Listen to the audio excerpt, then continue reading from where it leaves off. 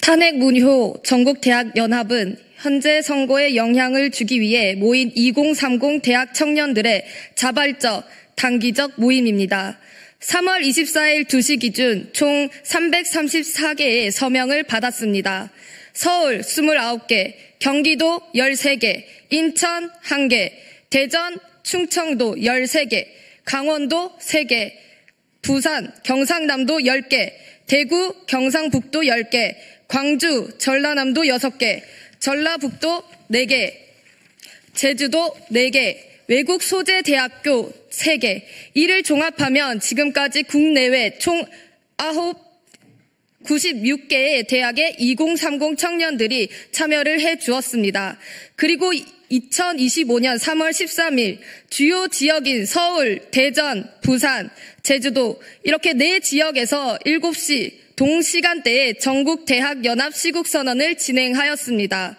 이번 탄핵 무효 전국연합대학 시국선언은 3일이라는 짧은 기간 동안 준비를 하였음에도 불구하고 많은 2030 청년들이 참여를 해준 것을 보면 현재 우리나라에서 벌어지는 불법 탄핵 사태에 대해 청년 세대가 분노하고 있음을 보여주는 지표라고 볼 수 있습니다. 저희는 학생으로서 앞으로도 무너져가는 법치주의와 불법적 탄핵을 직면한 대한민국의 상황을 보면서 침묵하지 않을 것입니다. 우리 전국대학연합 청년들은 이번 대통령 탄핵 선고에서 탄핵 기각 혹은 탄핵 각하를 원합니다. 안녕하십니까. 저는 오늘 이 자리를 통해 윤석열 대통령의 탄핵과 관련된 전국 대학생들의 입장을 전달하고자 나온 중앙대 재학생 이진솔입니다. 현재 국내 수많은 대학생들이 윤석열 대통령의 탄핵에 대해 반대의 목소리를 높이고 있습니다.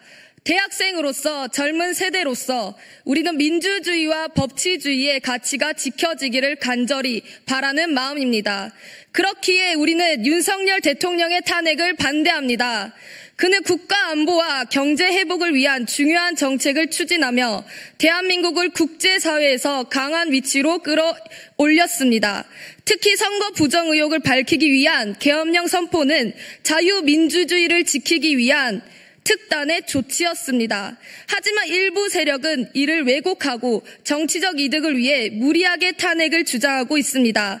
이들은 국가를 불안정하게 만들며 정치적 갈등을 부추기고 있습니다.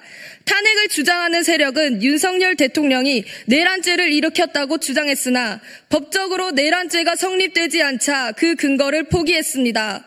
그런데도 여전히 탄핵을 주장하며 정치적 목적을 위해 헌법과 법률을 무시하고 있습니다.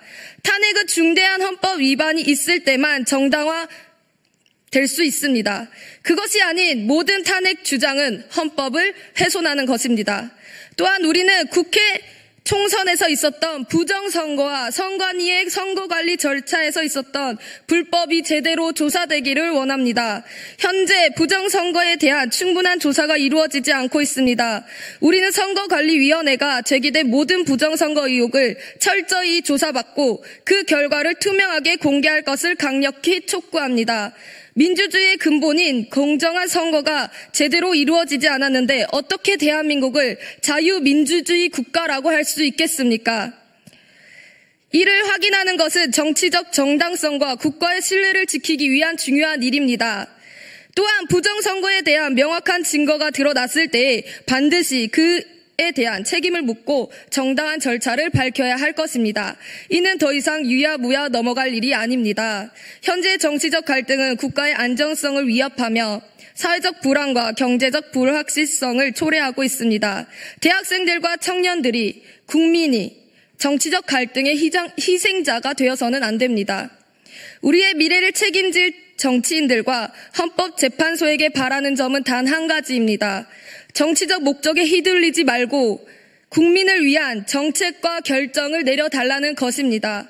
우리가 원하는 것은 탄핵이 아닌 더 나은 대한민국을 위한 올바른 판단입니다. 감사합니다.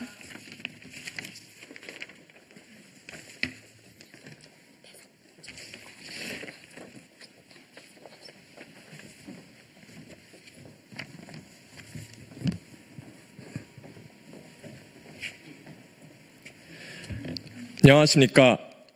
대한민국과 원자력 에너지를 사랑하는 카이스트 원자력 및 양자공학과 박사 졸업생 오태석입니다. 오늘 이 자리에 선 것은 행동하지 않는 양심은 악의 편이라는 고 김대중 대통령님의 말씀처럼 만국의 길을 향해 달려가는 우리 조국을 위해 목소리를 내고자 함입니다. 전국 방방곡곡에서 특히 2030 대학생과 청년들이 정의와 공정, 상식을 외치며 윤석열 대통령 복귀를 위하여 스스로 나서고 있음을 여러분들도 잘 아실 겁니다. 정부 출범 이후 전례 없는 29회 최상목 대행 포함시 30회의 탄핵안이 쏟아졌습니다. 정부의 모든 정책에 대하여 반대만을 외치며 기형적인 예산안 삭감을 감행했었습니다. 노무현 대통령께서 강조하셨던 자주국방, 에너지 자주성을 위하여 최선을 다해온 원자력계의 미래를 죽이고자 관련 예산안을 삭감하였고 중국의 원전 굴기에는 침묵하고 있습니다. 이러한 작금의 모습이 정권 재창출이 아닌 국익을 위하여 일하여야 한다라고 말씀하신 고 노무현 대통령님의 정신입니까? 대통령에 대한 수사는 또 어떻습니까? 계엄령은 곧 내란이다 라는 프레임으로 내란죄에 대한 수사권도 없는 공수처와 이미 기각되었던 영장을 제거한 서부지법 그리고 이를 전두지휘한 민주당 모두 우리 법 영구의 카르텔이라는 것을 알기에 우리 2030 세대가 분개한 것입니다. 비리의 온상인 선관위는 또 어떻습니까? 가족회사 운운하며 채용비리를 두둔하는 모습에 분노합니다. 줄도 백도 없어서 공정한 경쟁의 기회조차 빼앗긴 힘없는 청년 지원자들의 눈물은 누가 닦아줄 것입니까? 그리고 기어이 최상목 권한대행에 대한 탄핵안을 발의하는 모습을 보며 선을 넘었다 확신했습니다. 어떻게 한 나라의 야당 대표가 한 국가의 대통령 권한대행을 향해 직무유기 현행범으로 체포할 수 있기 때문에 몸 조심하라 라고 겁박을 합니까?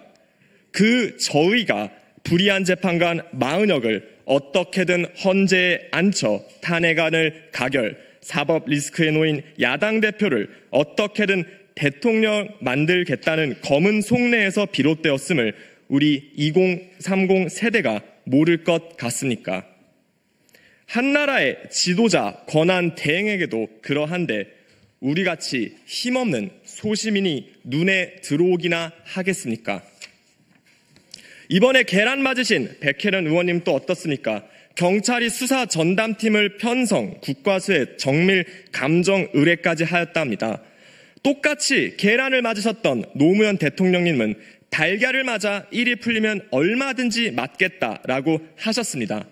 노무현 대통령의 포용력과 대범함의 모습은 도대체 어디로 사라졌단 말입니까? 이대로 흘러가다간 당론에 부합하지 않는 목소리를 내는 것 자체를 못하도록 국민들을 겁박할 것입니다. 이것이 진정으로 선열들이 민주화 운동, 한국 전쟁, 독립운동에서 피를 흘려 지킨 가치입니까? 부끄러운 줄 아셔야 합니다. 도산 안창호 선생님께서 말씀하셨듯 낭망은 청년의 죽음이요 청년이 죽으면 민족이 죽는다 하였습니다. 작금의 불의에 항거하여 우리 2030 세대가 바위에 계란이라도 던지고자 목소리 내기 위하여 이 자리에 온 것입니다. 그러니 제발 정신 차리십시오. 금주가 대한민국 미래를 결정할 사법 슈퍼위크입니다. 의원님들과 공직자 여러분, 국민을 주인으로 모시고 조국의 미래를 위해 양심에 따라 올바른 선택을 해주시기 바랍니다. 24일 우리의 염원대로 한덕수 국무총리 대행의 탄핵이 기각되었으며 이 자리에 나온 우리 모두 윤석열 대통령에 대한 불법 탄핵이 이루어졌음을 알고 있습니다. 이에 행동하는 양심의 일원인 2030 청년으로서 사기 졸속 탄핵에 반대 목소리를 냅니다. 지금 이 순간 위정자 분들께서는 각자의 자리에서 올바른 행동을 취해 주시길 바라며 역사의 필부로 이름을 남기시지 않으시길 간절히 청합니다. 감사합니다.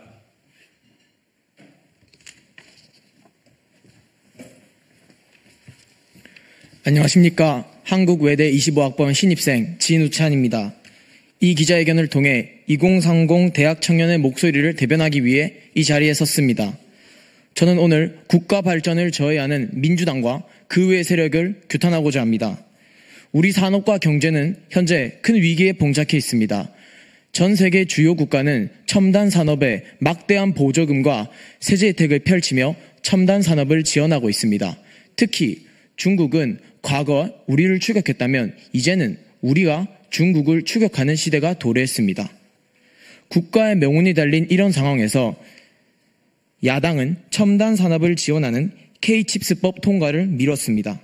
첨단 산업은 속도전이 중요한데 세액 공제를 대기업 특혜, 부자 감세라며 질질 끌다가 통과시켰습니다.